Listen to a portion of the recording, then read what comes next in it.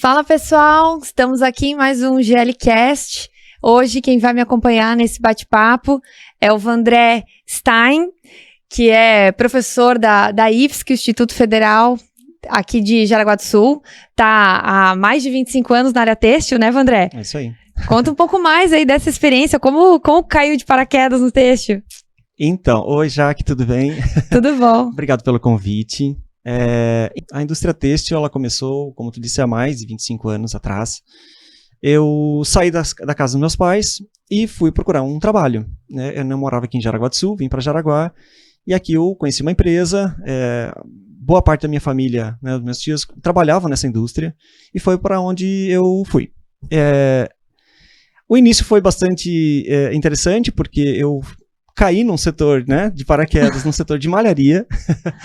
Não conhecia nada, eu nunca tinha trabalhado em indústria nenhuma, foi meu primeiro emprego fora de casa, e eu disse já na primeira semana, agora que eu estou aqui, eu quero conhecer tudo sobre isso aqui. E foi o que aconteceu. Então logo depois, essa empresa ela me proporcionou fazer um curso na área têxtil, um curso técnico, e daí para frente, então, eu fui gostando cada vez mais e até hoje sou muito apaixonado por isso. E a gente fala que o têxtil, se o bichinho do têxtil picou, não sai mais, né? Não sai mais, pelo menos em mim funcionou. Ou ama ou odeia. No teu caso, amou, picou e ficou. Até hoje, até hoje. E depois, muitos anos nessa indústria, eu decidi também fazer parte da educação têxtil, né? Então, eu queria muito dar aula, passar um pouco da minha experiência e aprender mais.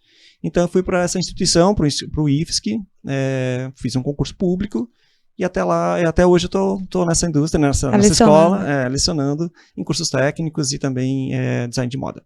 Inclusive hoje vamos querer que você nos passe muito desse conhecimento, de tantos anos de experiência.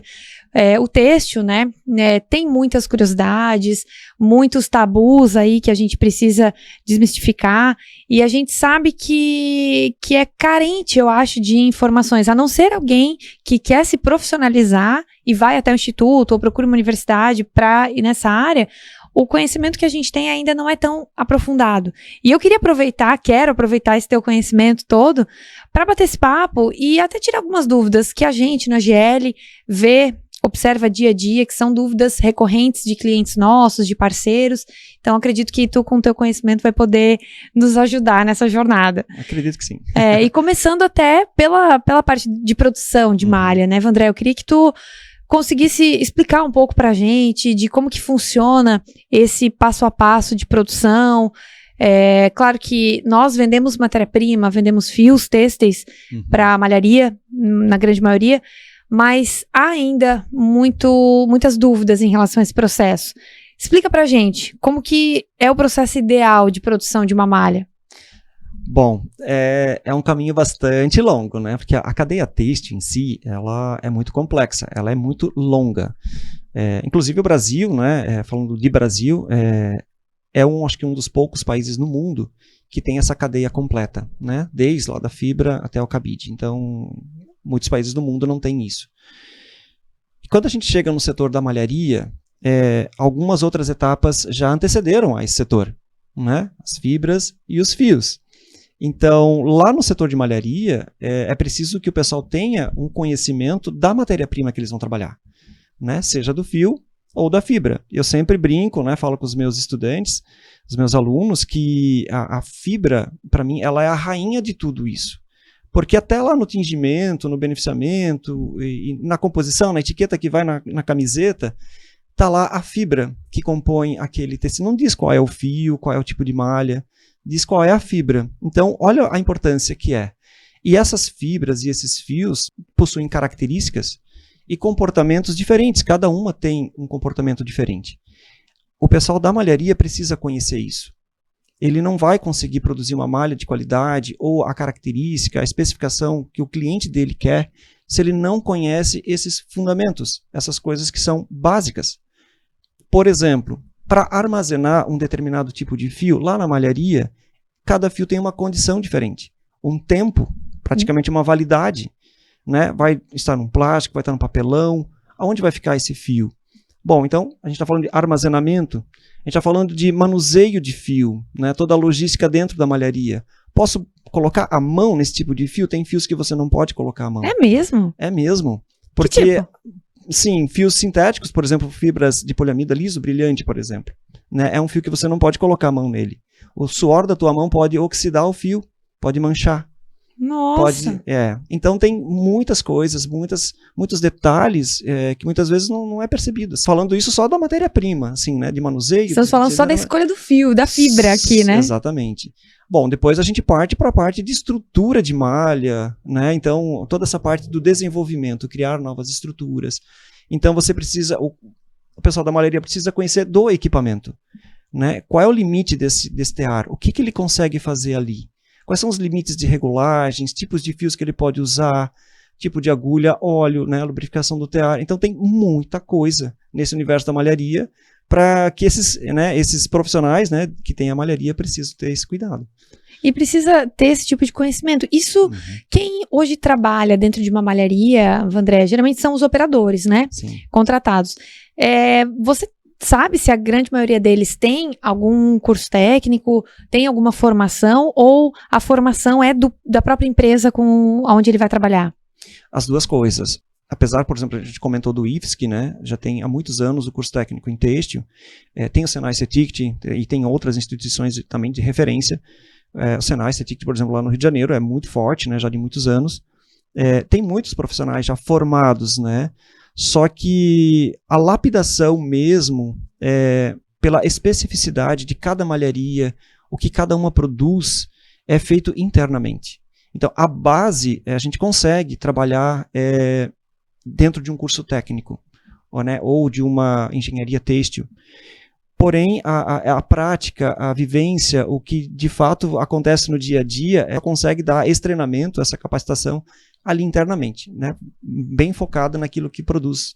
Inclusive tem muitas malharias, né? As tecelagens, aqui em Santa Catarina é um polo têxtil muito forte em produção de malharia circular. Então, acaba que você tem máquina para produzir tudo aqui, né? Desde o piquê, meia malha, moletom, suplex, suedine, dry, e vai. E assim vai. E você acha, ou o ideal talvez, que seriam as malharias trabalharem com alguns determinados fios mais do que outros, justamente por essa especificidade que tem cada um? Ou acaba que o mercado é tão volátil que nem dá para ser assim?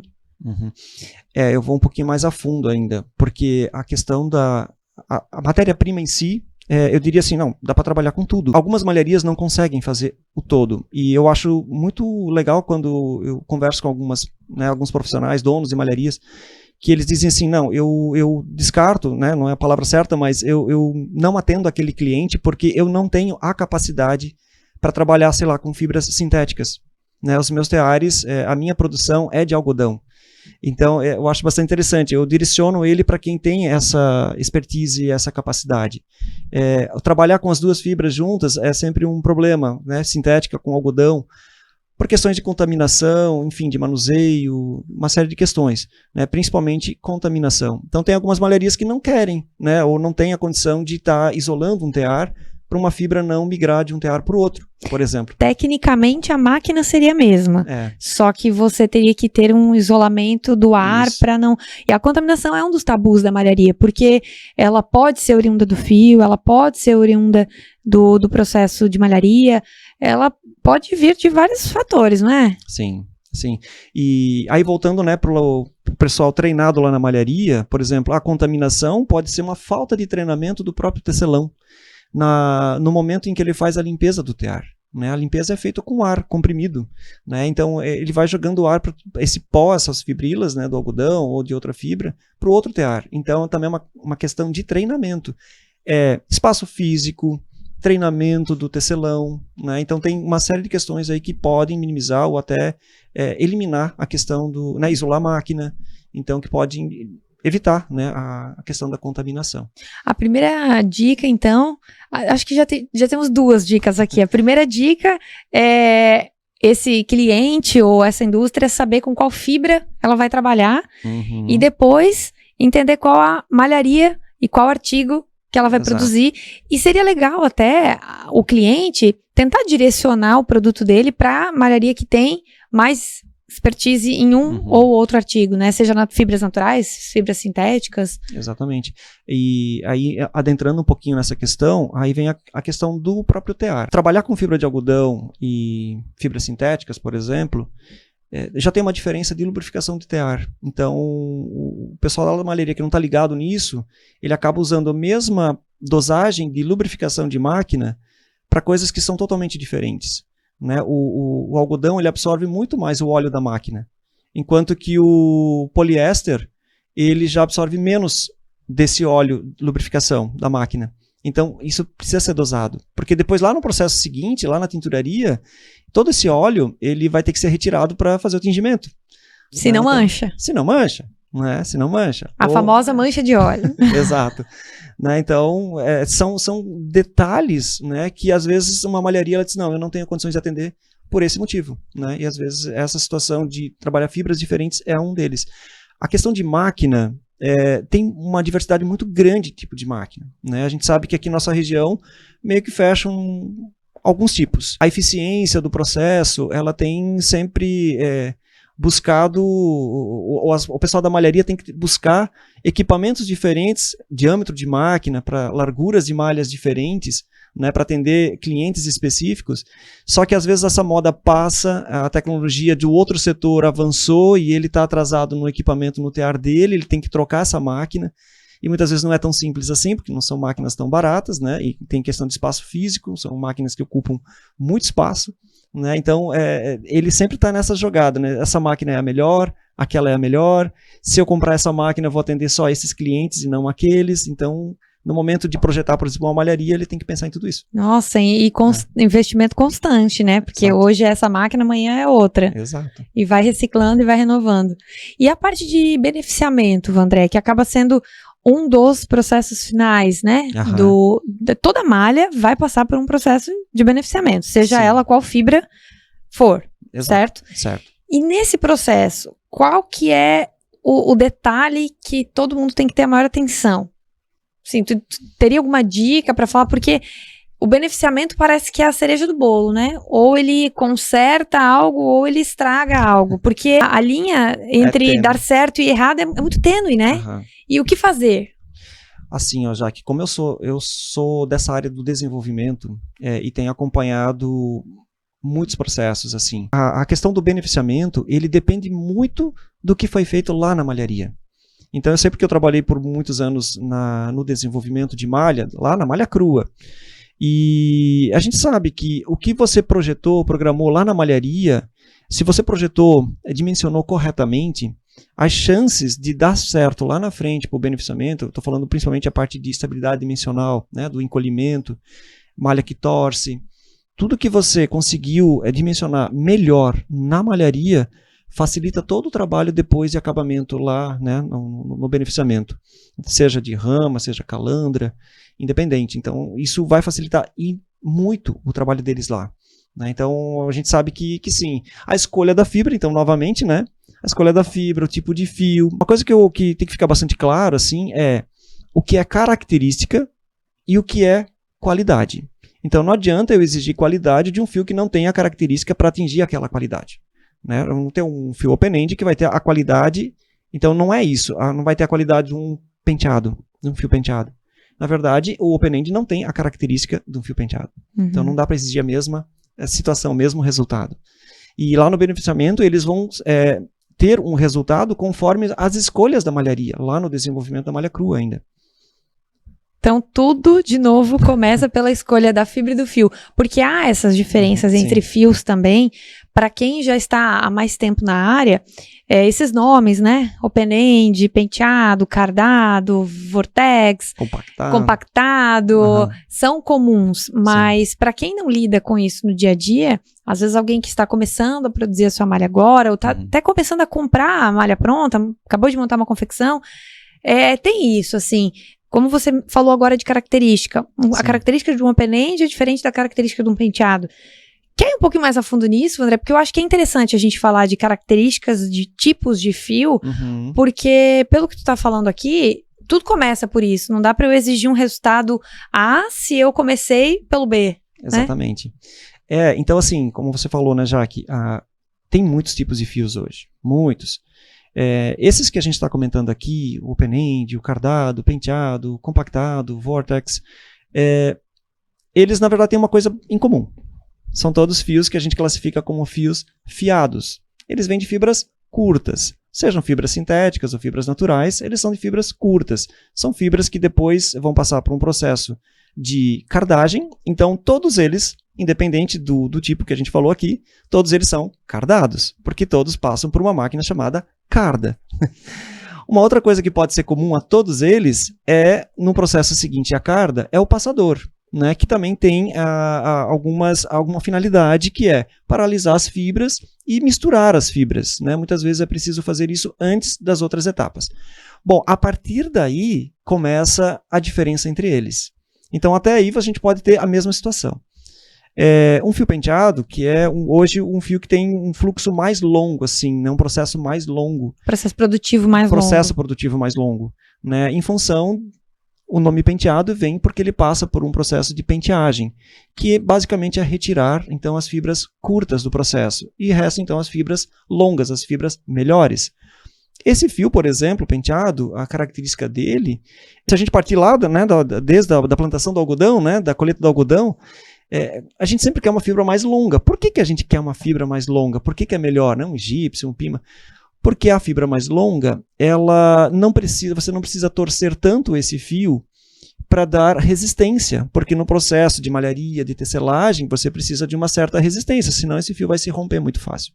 Então o processo penteado, ele retira essas fibras curtas, que limitam um pouquinho, né, a questão da torção do fio. Então você torce menos. Se você torce menos o fio, ele vai ter um toque melhor, porque torção significa aspereza. E você não quer isso, né? Dependendo, né? Se o teu produto não quer, né? Você então vai para um fio penteado. Os outros, por exemplo, o cardado, é um processo mais curto do penteado, né? Ele faz todo o mesmo processo, porém ele não tem a penteagem. Então não tem a retirada das fibras curtas. Ele segue o mesmo caminho, porém não tem a penteagem. O fio open-end, que também é conhecido como fio OE, ou fiação a rotor, né? Então cada um vai chamando de um jeito, de um nome. E para quem é do comercial aí às vezes, né? Confunde, cada um chama de um nome. Acho que são 3 tipos de fios, não é a mesma coisa. Ele também é um processo bastante curto, né? Normalmente trabalha com fibras mais curtas, um fio que já não tem um toque tão bom, mas ele tem uma aplicação bastante importante em alguns tipos de malhas, né? Por exemplo, um moletom, um fio para felpa, e outras aplicações, né? Então já não é um fio que tem um toque tão bom. Mas esses 2 fios, tanto o cardado, o penteado, eles têm uma situação bastante interessante, que é a regularidade. E isso em todo fio é muito importante. O que é essa regularidade? Regularidade de massa. Todo fio ele tem um título. Fio 30, fio 24, fio 8. Essa variação de título não é bom, porque ela pode gerar também defeitos lá na malharia, de barramento, por exemplo. E essa variação de massa que a gente chama, né, que é a variação do título, a grossura, a espessura do fio, ela também pode remeter a outros defeitos, como furos, né? Se for um ponto muito fino, ele pode romper facilmente. Enfim. Aí o open-end, ele também tem uma boa regularidade, porém, por passar por um processo mais curto, né, ele trabalha com fibras mais curtas, ele tem essa aspereza. O fio Vortex já é uma tecnologia que não é tão antiga, mais recente. Ele vem de um processo de fiação jato a ar, ou jet spinning, como muitos, né, também conhecem.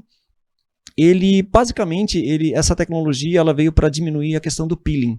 Então é um fio que ele é bastante volumoso, ele tem uma alta absorção, porque o ponto central dele, a parte do meio desse fio, ela é mais... as fibras são somente paralelizadas, elas não são torcidas. A torção é dada só na parte externa do fio. As fibras elas estão lá, só que elas não são torcidas no centro. Elas são torcidas só na periferia do fio, só na parte externa. Justamente essas fibras, né, a gente chama de um turbilhamento de ar, né, um jato de ar, ele vai torcendo só as fibras externas. E as de dentro, as do centro, ele mantém elas lisas. Então é um toque muito bom, boa absorção. Porém, por não dar torção nas fibras do centro desse fio, ele já não tem uma resistência tão boa. A resistência é mais baixa, por exemplo, que um fio penteado, cardado.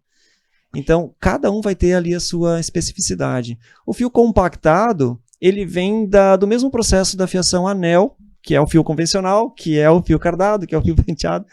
É tudo a mesma coisa. Porém, o compactado, lá no final, lá no filatório, que é a última etapa de formação do fio, antes de dar a torção nele, existe também um sistema que ele contrai essas fibras, levam elas para o centro. A gente chama ali de um triângulo de formação do fio, é a saída do filatório, antes dele ir para a espula. Então, ali você consegue fazer com que essas fibras que ficariam mais soltas, que é comum no fio penteado, fio cardado, essas fibras elas também acabam ficando mais para o centro, ficam mais amarradas, mais torcidas, e não tem tanto pelo, né? A pilosidade, né? A pilosidade do compactado vai ser menor. Vai ser menor. Então, tudo vai depender de que produto eu vou querer. Se eu quero um produto mais armado, se eu quero um produto com melhor toque, se eu quero um produto mais fluido, menos fluido. Exatamente. Não existe fio bom e fio ruim, né? Não, existe a aplicação correta. Por exemplo, por que é problema um fio com muita pilosidade? Não, se lá na frente você vai fazer uma malha que vai ser peletizada, né, não tem problema dele ser um pouquinho mais piloso. Talvez até contribua. Entendi. Então a gente tem essas 5 famílias, né? O open-end, o cardado, o penteado, o vórtex e o compactado.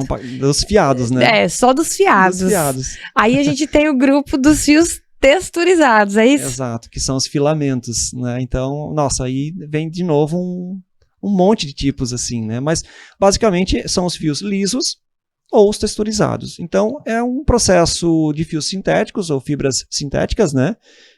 Tanto as artificiais, como a viscose, principalmente, e as sintéticas, como a poliamida, o poliéster, o elastano, o acrílico. Então, são fibras que passam por um mesmo processo, sai de uma fieira, um termo bastante técnico, né? Mas, sei lá, se eu conseguir fazer um paralelo aqui, né? O que é essa fieira, imaginem vocês, né? Quem está assistindo aí, o chuveiro da casa de vocês, né? Que sai a água, assim é feito, né, as fibras. Então, é uma massa, né? Um fluido de um polímero, que ele é espremido, né, como se fosse fazer um macarrão, né, que sai dos furinhos, assim é feito os fios sintéticos, e em contato com o ar ele se solidifica. Depois disso ele é estirado. Então, num primeiro momento, esses fios, né, os lisos, eles nascem lisos. A texturização vem depois, é um processo de acabamento desses fios. Posso manter eles lisos, ou possam fazer eles texturizados, o que a gente chama de crimpagem, né? É meio que quebrando essas fibras. E qual que é a aplicação, Vandré, a título comum de mercado, assim, de um fio texturizado e de um fio liso, falando agora só de poliéster? Então, basicamente assim, o fio liso é quando você procura... o fio liso ele é um fio mais rígido, então ele vai normalmente para algum detalhe, né? Até para a linha fitness, quando você quer fazer um furo que não é um furo, na verdade ali nesse furo tem um fio muito fininho, liso. Mas que é rígido, que vai dar que ele vai dar resistência, estabilidade, mas ele vai aparentar que ali não tem fio nenhum, então parece que realmente tem um furo. Então, e normalmente os fios lisos eles têm mais brilho, então quando você quer um efeito mais brilhoso, você usa um fio liso brilhante. Mas por ele ser mais rígido, eu uso mais para detalhe. Para detalhes. E os fios texturizados, na verdade, a texturização ela veio para quebrar ou dar mais a cara de fio natural, de fibra natural, né? Então, que é tirar um pouquinho do brilho. E ele dá mais volume, então você com um fio muitas vezes até mais grosso, né, com um título maior, você não tem tanto peso, porque você só tem volume. Então, tem esses detalhes, né? Você consegue volume com menos peso. Ou seja, o rendimento no final vai ser bom. Vai ser bom. E aí o toque totalmente diferenciado, a gente tem um caimento diferente, né, pelo texturizado, então sempre vai dar um caimento, um toque melhor. Aí a gente falou da família dos fiados, que geralmente são os fios de algodão, poliéster, PV, misturas, né? As misturas, né? PA, fio mescla, e tem os texturizados que é mais para essa linha, então, mais fitness, né? Mais fitness. Mais fitness, linha praia, talvez, que usa poliéster, a poliamida também. Exato, sim, né? Bastante, na linha fitness. É que aqui a gente está comentando mais, né, falando mais do têxtil na moda, assim, né? A gente poderia ir para outras situações que também são têxtil, tipo geotêxtil, automotiva, hospitalar. A aplicação é enorme, assim, é gigante, né? Então... Gente, têxtil, eu brinco, eu falo que fazer malha é igual fazer bolo, né? Exato. Você coloca um pouco mais de um ingrediente aqui, um pouco menos do outro ali, assa um pouco mais no forno, deixa um pouco menos e você consegue praticamente o que você quiser, né? Com essas misturas e artigos e estruturas e acabamento. é uma indústria bastante inovadora, né? Toda hora surge algum detalhe, alguma tecnologia, uma técnica nova. O que eu ainda vejo que falta, e aí entre indústrias, porque eu ainda considero, por exemplo, a indústria das fibras, não sendo, talvez fique polêmico isso, mas não sendo indústria têxtil. Vou pegar um exemplo, né? A lã. A lã se a gente fizesse a pergunta, ela é têxtil? Não, é pecuária, né? É pecuária. O próprio algodão, né? Total. O algodão é agricultura. É agricultura. Então, assim, eu posso pegar aquele algodão e fazer qualquer outra coisa. Não, mas o têxtil usa ela como matéria-prima também. Então, assim, no campo das naturais, mas principalmente das artificiais, das sintéticas, a todo momento surgem fibras novas, né? Tem muita coisa que está acontecendo em laboratório. E o que eu acho que falta ainda é a indústria, o governo, as escolas técnicas, os laboratórios estarem conversando mais. E eu sinto isso às vezes dentro de uma própria empresa, né? Surge um fio novo, a malharia não conhecia esse fio, veio a conhecer quando chegou no pátio da fábrica.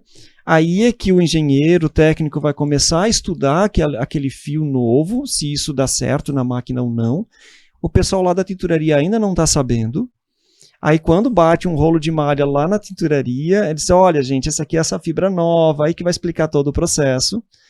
E o pessoal do corte, da costura, todo mundo vai ficar sabendo quando cai na mesa deles. Só na sua etapa. Na sua etapa. Então, às vezes, falta um pouquinho disso, sabe?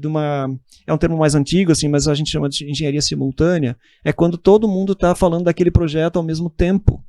Desde lá da fibra até, sei lá, o consumidor, todo mundo sentado numa mesa e falando daquele projeto, como ele vai funcionar. Não, e você com, né, mais de 25 anos aí de estrada nesse mundo têxtil, já deve ter pego várias situações como essa, né, de inovações que hoje são já rotineiras nossas, sim, mas que há 10 anos, há 5, há 15 anos atrás foram novidade. Bastante. E o que tu enxerga, Vandré, dessa mudança, assim, de quem está tanto tempo no meio têxtil, quais foram as principais mudanças que tu observou? Falando em Brasil, né? Falando em indústria brasileira, da cadeia têxtil, moda também. Vamos afunilar um pouquinho mais, porque como tu mesmo disse, a gente pode ir para o calçadista, automobilístico, hospitalar. Vamos falar aqui de mundo têxtil e moda. O que tu observou de diferente, de evolução, seja positivo ou negativo, de lá atrás até hoje? Assim, ó, bom, a gente falou já um pouquinho sobre tipos de fios, de tecnologia, então assim, isso a todo momento vem surgindo, né? A cada feira que a gente participa, de cada evento, de cada artigo que surge novo, a gente vai conhecendo, vai participando dessas inovações. O que eu tenho percebido, assim, e isso é uma coisa que para mim é bastante positiva, bom, a internet, né? Nossa, inovação para o mundo, né? Para o mundo, então assim, isso aproximou demais, assim, né? Coisas que a gente ficava sabendo há muito tempo depois, que aquilo já foi criado, hoje já está na mão em poucos segundos, né? Então isso facilitou muito. Mas um processo que eu vejo que ajudou bastante a todo mundo, pegar lá nos tempos antigos, assim, quando a gente ia produzir uma malha nova, né, um desenvolvimento, vinha um fio novo e a gente não sabia muito bem qual era o comportamento desse fio, o que dava para fazer com ele. E é um pouco do que a GL, né, faz hoje, né, faz muito bem, que é você já ter, por exemplo, uma bandeira. Então, quando as primeiras empresas, né, que vendiam fio vinham para a gente e diziam, olha, dá para fazer isso aqui, mas isso aqui, mas isso aqui, já são algumas amostras que nós já desenvolvemos internamente. E a gente não está apresentando a bobina, o cone de fio para vocês, a gente está apresentando amostras de malhas, de tecidos prontos. Ao invés de eu pegar aquele cone, aquela bobina de fio, ir lá na estilista e falar para ela, olha gente, chegou esse fio novo, o que vocês acham? É muito diferente de você já chegar com uma amostra, com uma bandeira e dizer, olha gente, o que vocês acham disso aqui? É legal? Então para mim isso foi, e não é nenhuma inovação, né? Foi só usar o que já se tinha na mão, que eram as máquinas e os fios, produzir uma amostra e apresentar, foi uma outra forma de apresentar. E isso agilizou demais o processo de desenvolvimento, porque você, com aquele fio desconhecido, você tinha que ir muita tentativa e erro. E a gente sabe que um custo de desenvolvimento não é tão barato assim. né? É matéria-prima, é mão de obra, é máquina parada para fazer esse desenvolvimento, todo o processo depois de tinturaria, leva tempo e desenvolvimento, né? As coleções me parece que e os cronogramas são sempre muito apertados. Então 2, 3 dias para ficar esperando a amostra ficar pronta era demais. Nossa, aí quando veio uma bandeira já pronta, disse, bom, aqui só vou mudar algum detalhe e já tenho a coisa muito, muito preparada, assim. Isso ajudou demais, assim, sabe? Então, para mim foi uma mudança bastante interessante. Assim. A forma de vender o produto, principalmente a matéria-prima, né? Que é o fio. Exato, já não estava tão escuro, assim, com aquela novidade. E eu, aproveitando, então, assim, essas novidades que vão surgindo, sempre vão, na verdade, surgindo novos desafios, né? Para o engenheiro, para o técnico, para o estilista, para o design têxtil. Por quê? Porque é o desconhecido, né? Então, assim, gente, agora surgiu uma fibra nova. Tá, o que a gente faz com ela, né? Surgiu uma tecnologia nova. O que a gente faz com ele? Como é que ele se comporta? Então, sempre é um desafio. Vamos usar, não vamos usar? Vamos ver se alguém está usando, né? Vamos copiar, né? Então, acontece. É porque ninguém quer errar, né? Ninguém quer errar. Começa por aí. E o novo é ainda desconhecido quando tem algo novo, então... Ninguém quer errar porque o tempo é curto. Se você não fizer rápido, o outro já fez. Né, e não quer errar porque custo. É custo, né, muita gente envolvida, vamos no que é certo, que tá bem assim, mas eu também tenho percebido, acho que isso entra nessa tua questão, das que se desafiaram, que foram as pioneiras, que fizeram, que mesmo no escuro foram e tentaram e conseguiram, a gente percebe que são as empresas hoje que estão à frente, assim, né, do seu tempo, enfim, estão sempre no desenvolvimento lá, coisas melhores e, vamos dizer assim, mais complexas, né, estão apresentando coisas mais, novidades, assim, a todo instante. Porque elas se desafiam e, né, tem um processo de desenvolvimento bastante já apurado, eu acho bastante interessante. E até tem questão de maquinário, que eu acho que deve mudar e evoluir com o tempo, né, apesar de... a gente saber que a máquina que produz uma meia malha vai produzir uma meia malha, mas sei lá, se às vezes uma qualidade do agulheiro, a qualidade do óleo que vai na máquina pode também interferir na qualidade final desse produto. Assim, em termos de malharia, a gente vem percebendo cada vez mais agulhas, a gente chama de galga, né? Então, galgas menores ou maiores, né? Assim, galgas mais finas, agulhas mais finas. Então, isso não é simples. Para o fabricante de agulha, de platina...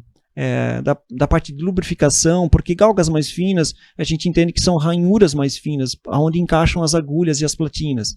Então, ali vai precisar ainda ter um óleo ali dentro para lubrificar, porque é metal com metal, atritando. Então, assim, é um material que esquenta, então a engenharia de materiais tem participado bastante na indústria têxtil. Se pegar máquinas antigas, teares antigos, eles esquentavam muito. O tecelão ele tinha que pegar um bloco ali para trocar uma agulha com uma luva, porque era um metal que esquentava muito. Hoje já tem outras ligas, então a gente percebe assim, eles conseguem dar mais velocidade, mais eficiência para a máquina, trabalhar com fios, agulhas mais finas, que consequentemente trabalham fios mais finos. Então a gente já tem outra ideia também de tecidos, de malhas. Mesma coisa na tecelagem plana, né? Então ao mesmo tempo vão surgindo ali novas tecnologias para você conseguir a construção de novos tecidos. Em si, a construção, os tipos de tecidos, eles vêm se mantendo, assim, não surgem grandes questões, né? Os listrados, o jacquard, o xadrez e todas, né? As suas estruturas. As suas estruturas, não tem grande mudança. A gente percebe mudança, sim, nas características, né? Dessas estruturas. Aí sim. Não, em beneficiamento, então, aí as infinidades de receitas são infinitas, né? Sim. De melhoras também em acabamento. Tu mesmo comentou, a gente não pode exigir o toque de penteado num fio open-end, mas esse fio, a produção desse fio lá na fiação já passou por uma evolução, já melhorou, e consequentemente o acabamento também, as receitas de amaciante também vão mudando, né, Vandré? Sim, tem muita tecnologia envolvida ali também, né, então a gente percebe assim, a indústria dos corantes, né, por exemplo, cada vez corantes mais eficientes, que você com menos temperatura, com um tempo mais curto de processo, você atinge o mesmo efeito, né? Então, amaciantes, enfim, todos esses auxiliares que tem lá no beneficiamento também, cada um com uma finalidade, né? Às vezes 3, 4, 5 auxiliares ali, cada um fazendo um papel para que aquele corante de fato migre e fique ali dentro da fibra, né? Porque senão depois a gente leva essa roupa para casa, põe na máquina e a água sai da cor, né, que era para ser. E pronto, hoje em dia não precisa mais nem deixar de molho no vinagre, né? Já posso lavar na primeira vez que tá sólida ali a cor. E dali para frente, assim, né, saindo um pouquinho da tinturaria, indo mais para frente ali dentro do beneficiamento, também vão surgindo de vez em quando novas tecnologias, né, o que se pensa normalmente, assim, eficiência, sustentabilidade, que está muito em alta hoje, então cada vez processos, né, que estejam voltados para isso, principalmente a questão de consumo de água, que é um volume bastante grande ali no beneficiamento, na tinturaria. Tecnologias voltadas para a estética, tecnologias voltadas para a qualidade, né? Então muitos equipamentos hoje estão com uma tecnologia muito avançada, você controla ele de outro lugar do mundo, né? O processo dele, consegue visualizar a qualidade por equipamentos que foram sendo adaptados, tecnologias novas que foram surgindo, não é muitas vezes nem tecnologias novas, tecnologias que são aplicadas em outra indústria, que também está dando certo no têxtil. Né? Então isso acontece bastante. E a gente falou... Bom, a estamparia digital, claro, já não é novidade, mas, né, ainda é um processo bastante... Ainda é um bebê, né, na história do têxtil. Então, assim, vão surgindo frequentemente novas tecnologias e a gente não sabe onde vai chegar, assim, né? Mas estamos dentro disso. A gente quer roupa nova, roupa bonita, que a moda sempre vai mudando, porque, principalmente mulher, né? Sim. Então, eu acho que toda essa tecnologia vem também para atender o seu consumidor final. Nada surge do nada. É porque há uma demanda e está sendo bem aceita, né? A gente vê principalmente as grandes confecções, tendo que fazer... começou com 2 coleções anuais, passa para 4, aí agora é 4, mas ainda tem umas cápsulas no meio. Isso ainda é do modelo tradicional de confecção. Se for entrar em outros meios, aí nem tem mais essas coleções, né? É quase que igual cantor hoje, não lança mais álbum, lança single. E vai indo. Então você vai lançando cápsulas, porque o mercado pede essa velocidade, né, André? Os hits do têxtil, assim, né? Então, vão surgindo, exatamente, assim. Quando vê, esse aqui deu muito certo, né? Poxa, daí todo mundo quer fazer, né? Mas foi aquele que arriscou, né? O cara que lançou primeiro, com certeza bebeu água limpa. Sim. E, Vandré, na parte de confecção, né, com toda essa tua experiência, a confecção também tem seus perrengues, né? Tem suas dificuldades, porque você, seja produzindo a própria malha ou comprando ela de um fornecedor de malha, de um atacadista de malha, você recebeu aquilo ali. E aí dali começa também uma outra batalha interna, né? Até essa malha se transformar em roupa. Quais são os principais desafios hoje que tu percebe dentro da indústria da confecção? Ou assim, problemas que tu já vivenciou e ajudou e consertou, que poderia abrir aqui pra gente? Olha, eu acho que o principal, já que eu tenho acompanhado, assim, acho que a falta um pouco de conhecimento da matéria-prima deles, que é a malha, o tecido. Né? Muitas vezes não sabem como é que ela se comporta. Então, por falta de conhecimento, muitas vezes não sabe se aquela malha tem que descansar, não tem que descansar, se corta, chegou, já abre o rolo e corta, se tem que deixar 24 horas ali parada. Então, muitas vezes é falta de conhecimento daquela matéria-prima deles, que é a malha ou o tecido, né? Então, acho que um ponto principal é isso. Bom, e testar, né? Porque, assim, quando a malha chega, o tecido chega, eles precisam também fazer uma revisão, conhecer aquele produto para ver se está na qualidade desejada. A gente sabe que gramatura, largura sempre é uma questão que influencia bastante, né? Seja na questão de caimento, comportamento do tecido, ou de aproveitamento do próprio tecido, da malha, né? Porque a largura, às vezes, 1 centímetro para cá, 1 para lá, né? 1 para mais, 1 para menos, faz toda a diferença. Já não encaixa direito, ou é aquele 1 centímetro que sobra, né? Então, eu acho que assim, é fechar essa parceria com o fornecedor deles, entender como é que é o processo deles. Esse fornecedor de malha também tem que conhecer como é que essa confecção quer receber a malha deles, né? Porque essa relação, ela precisa ser, vamos dizer assim, conversada antes, porque daí entra a questão da qualidade ou é característica, né? Então, muitas vezes, o confeccionista, ele está dizendo, não, mas essa malha não tem esse comportamento. Mas, claro, ela tem essa característica. Não é um problema de qualidade, é característica da malha. É alinhar as expectativas, então, né, junto ao teu fornecedor. Eu ajustei minha modelagem para tal comportamento, sim, para tal encolhimento. Não, mas ela não tem esse encolhimento. Às vezes é desconhecimento mesmo, assim, né? Testar a malha antes, né? De encolhimento, por exemplo, tem testes que você faz antes de começar a cortar, né, as peças. Gente, o encolhimento é o calcanhar de Aquiles de toda a confecção. Ora encolhe igual, ora encolhe um pouco, né, no comprimento, ora mais na largura. Sim. Tem uma dica aí, uma fórmula mágica para encolhimento? Bom, mágica não sei, mas eu volto de novo lá na malharia, tá, Jaque? Eu acho que tudo começa por lá. De novo, então a malharia precisa conhecer a matéria-prima deles, para saber trabalhar direito essa matéria-prima. Então, o que você errar no dimensionamento lá na malharia, não tem o que fazer depois. O que eu esticar, malha, eu digo que ela não tem nem instabilidade dimensional. Eu acho que ela tem instabilidade emocional, porque choveu, fez calor, já mudou. Assim, a malha, ela é uma estrutura instável, né? Por natureza, pela construção dela, bem diferente de um tecido plano. Então, por exemplo, quem trabalha com tecido plano, certamente não tem grandes problemas de encolhimento como tem quem trabalha com malha. E então, assim, você dimensionar essa malha corretamente lá na malharia, então essa para mim é a principal dica, assim, dimensionar corretamente na malharia. E tem formas, inclusive estudos matemáticos, para prever isso. Então tem como você prever como que essa malha vai se comportar no acabamento para não ter esse problema de encolhimento lá na frente. É 100% assertivo? Não é. Mas ele dá uma boa referência. Então, a malharia que tem esse cuidado vai facilitar todo o trabalho lá na confecção depois. Até chegar na mesa da costureira. Exato. Porque depois que você infestou uma malha e essa malha trabalhou na sua característica, encolheu mais ou menos, tem como reverter algum tipo de processo ou não? Ou você ajusta a tua modelagem e faz os teus ajustes dali pra frente? Não, é bem isso. Depois que você cortou, aí já não tem mais o que fazer, né? Uhum. Porque daí já ou ficou curto, ficou comprido. Aí não tem mais o que mexer. Porque, gente, isso aí, quantas vezes a gente pega casos assim, né? E ruim é quando é pego lá no final do processo mesmo, que você vai agregando mais valor. É cada passo do teu processo, principalmente da confecção, né? Que tem aviamentos, que tem costura, que tem mais mão de obra. Você vai agregando valor e quando percebe o problema lá no final, é muito mais difícil você reverter.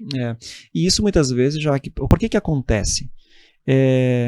No desenvolvimento, seja na malharia, no beneficiamento, na costura, eu tenho acompanhado, assim, né? O que acontece? É quando nasce um bebê, e aí a família toda pega com bastante carinho no colo aquele bebê. Todo mundo cuida daquele rolo de malha, até ele chegar e virar uma camiseta, uma calça, uma saia, um vestido. Quando isso é desenvolvimento. Quando chega na produção, o RPM da máquina lá do tear já não é mais 20, para ficar bonitinho. É 35 o RPM. Para dar produção. Para dar produção, eficiência, enfim. E todo mundo está trabalhando com grandes volumes e num ritmo acelerado. Né? A costureira, enfim, todo mundo vai querer... aquela malha que teria que descansar pelo menos 24 horas já não descansa mais porque está atrasado a ordem de corte. Então, não descansa. Corta ali porque está atrasado o pedido. Não é a mesma dinâmica que foi dado no desenvolvimento. Então, no desenvolvimento, você conseguiu captar todas essas dificuldades daquela malha, por exemplo. Mas não é o mesmo que muitas vezes, né, acontece na produção. Então você acompanha o desenvolvimento é uma coisa, você acompanha o ritmo de produção é totalmente diferente. E aquela fibra, aquele fio, aquele tecido, aquela estrutura, você tem que respeitar essa condição. E o que eu vejo muitas vezes é por falta de não considerar isso que vem todos os problemas que acontecem. Eu acho que furo na malha, por exemplo, né? É um deles, né? E primeiro, talvez é a questão do conhecimento que tu já contou. A gente precisa conhecer com qual fibra, com qual fio, com qual estrutura está trabalhando e depois dar atenção a esse processo também, né? Sim. Não só cuidar do bebê até que ele comece a andar e depois a vida que cria. Sim. Tem que ter atenção em todos os processos. E um ponto, Vandré, que eu com a minha experiência na GL percebo, eu acho que eu posso, né, humildemente agregar aqui, é você estar alinhado com os seus parceiros. Muitas empresas têm uma indústria verticalizada, interna, então seus colaboradores acompanham esse processo e talvez dessa forma você consegue ter um controle um pouco maior, mas tem muitos que terceirizam, né? Sim. Você terceiriza a produção da sua malha na malharia, terceiriza o beneficiamento na tinturaria, terceiriza muitas vezes a estamparia, às vezes até terceiriza o corte, né, e costura. Então, são muitos parceiros envolvidos nesse processo e que eu acredito que tem que ter esse alinhamento com todos, sabe? Esses parceiros precisam se conversar. Exato. E até ter atenção, se chegar um problema na mão deles, não passar esse problema adiante. Vão parar ali, né? Enquanto o custo ainda às vezes é pequeno ou tem como reverter. E você deve ter pego algumas situações dessa também ao longo da tua carreira e que ainda hoje não há essa conversa, né? Esses acordos, né, já que assim, volto a falar de novo, assim, dos acordos do que é característica, do que é qualidade. Então, a expectativa, né? Então, assim, vamos acordar aqui qual é a condição que eu vou te entregar, você vai me dizer qual é a condição que você quer receber esse produto. Então e eu preciso de conhecimento para isso, né? Não adianta dois leigos querendo negociar uma coisa que eles desconhecem.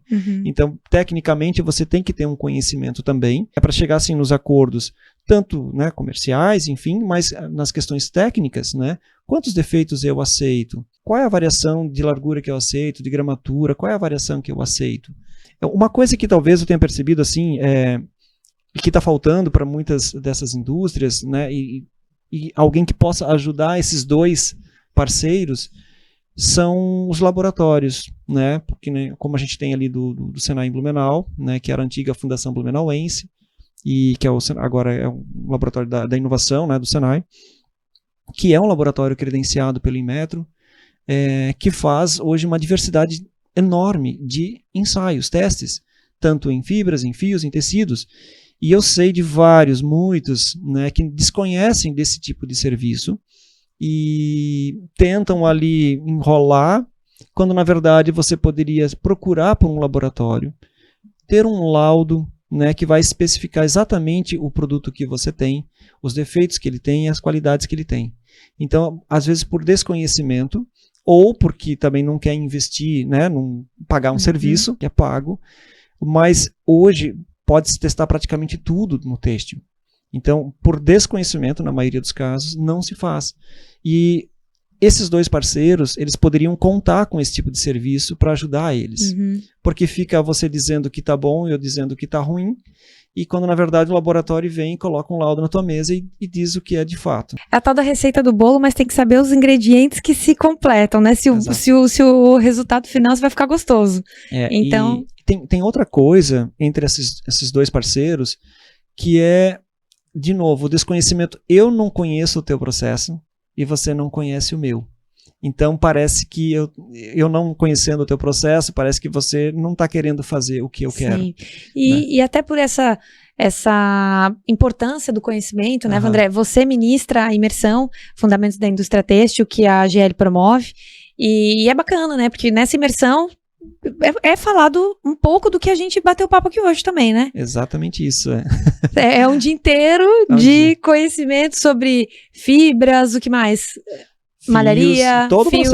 o processo, desde fibras, fios, tecidos, acabamento, fala um pouquinho sobre estamparia, qualidade, né, o que é estatística Uster, por exemplo, né, que muitos ouvem. Acha que é palavrão. Acha que é palavrão, que é uma coisa de outro mundo, que não é do Brasil, né, e assim, até, nossa, um projeto super bacana e que vai levar muito conhecimento, trocas de experiência, que é fundamental também nessa hora.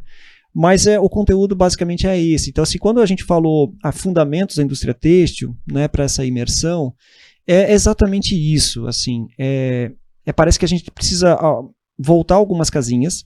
A gente está com muita coisa tecnológica, virtualizada, mas ninguém ainda hoje vai sair usando uma roupa virtual. De fato, você precisa tirar do computador e botar lá no tear para rodar, né, porque é isso que a gente vai vestir. Então, assim, voltar umas casinhas e conhecer muito bem, você ter esse básico, esses fundamentos, o que é essencial, muito bem fundamentado, assim, muito bem, com um bom conhecimento. Porque é a partir dele que você vai, então, buscar novas tecnologias, novos processos, vai buscar inovar, né, se desafiar em algumas estruturas de malhas, pegar uma fibra diferente. Mas se você ainda não conhece o que é o básico, você vai ter muita dificuldade em inovar. Em inovar e até em resolver possíveis problemas que você já tenha, né? Isso conhecimento é a base de tudo. Exato.